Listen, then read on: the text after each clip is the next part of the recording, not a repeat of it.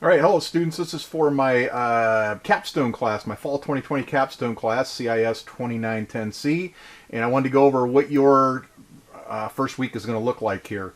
The syllabus, I think you all can read that, and I wanted to go over this right here with you. What you're going to do as an individual capstone projects are always individual in college. You're going to select a project that you do, and it has to be a comprehensive project. So don't send me a spreadsheet that calculates your taxes. That's not comprehensive.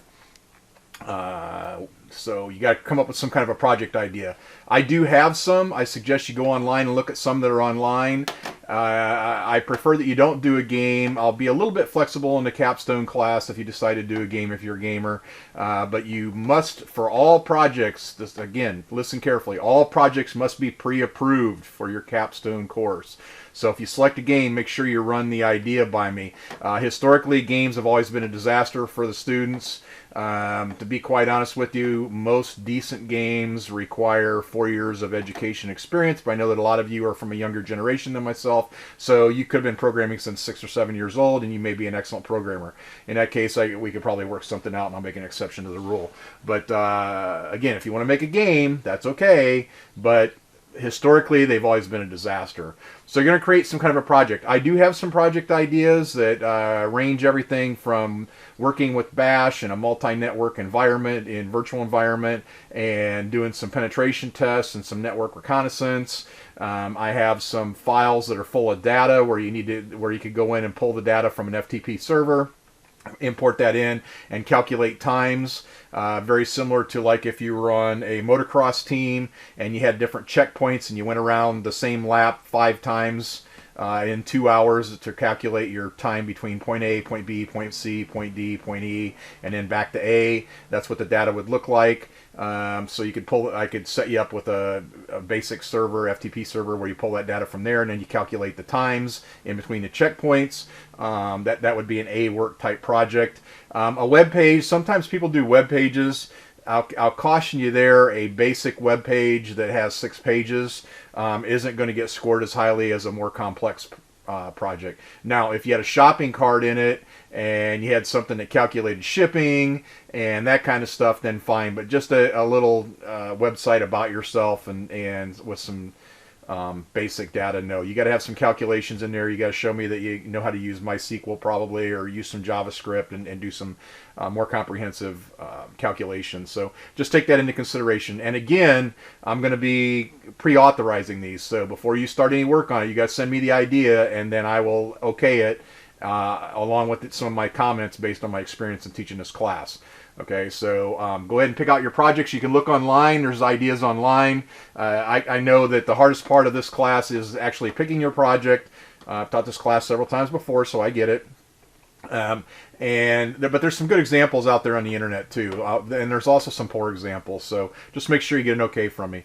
Let's see. You can go down here. I have the deadlines are right here.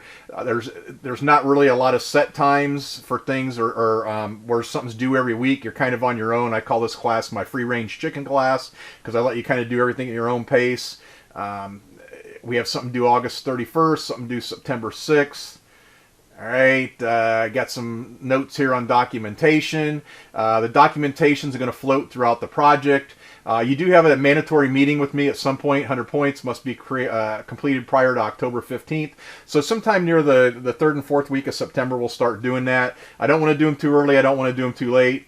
Keep in mind that I have 125 students this semester in all my classes. So don't wait until October 15th. That's just when you have to do it. And then that's when I will post your midterm grade after we get done talking on how your capstone project's going so far. SWOT analysis. I threw this into this class because this is a popular tool that's used in the real world. Stands for strengths, weaknesses, opportunities, and threats. We'll talk a little bit more. I'll cut a video on that later on. But you may want to do a little bit of research on what the SWOT analysis is, and you can do that on yourself from your perspective. So that's a personal thing. It's kind of hard not to get an A on it. It's very subjective on my end. I'll probably give you some tips and maybe a little bit of insight on that, and I'll definitely cover that a little bit more later on. You are required to do a presentation. In your presentation, you will actually post a video on YouTube. So if you haven't done that yet, If you don't have a YouTube account, you might want to start looking at one. Once I've looked at your presentation and your peers have looked at your presentation online, then I'll give you the go-ahead to pull it down, or you can leave it up there. If it's really decent, I might say, hey, you might want to leave that up there in case there's any prospective employees out there. And then you're going to submit your final project to me by December 12th, midnight. So everything else is pretty much covered in here. This class, again, like I said, you're my free-range chickens. You can kind of do things at your own leisure. Do not wait until the deadline's on everything, because I got too many students to manage late work. And if you come to me and you submit everything all at once, December 12th at midnight, you will not get an A in this class. Okay? You might get a B, you might get a C, depending on how crappy your work is, but you will not get an A in this class. If you want to do an A, if you want an A in this class, stay on time, stay up to date, pick a good project, and show me what your work is.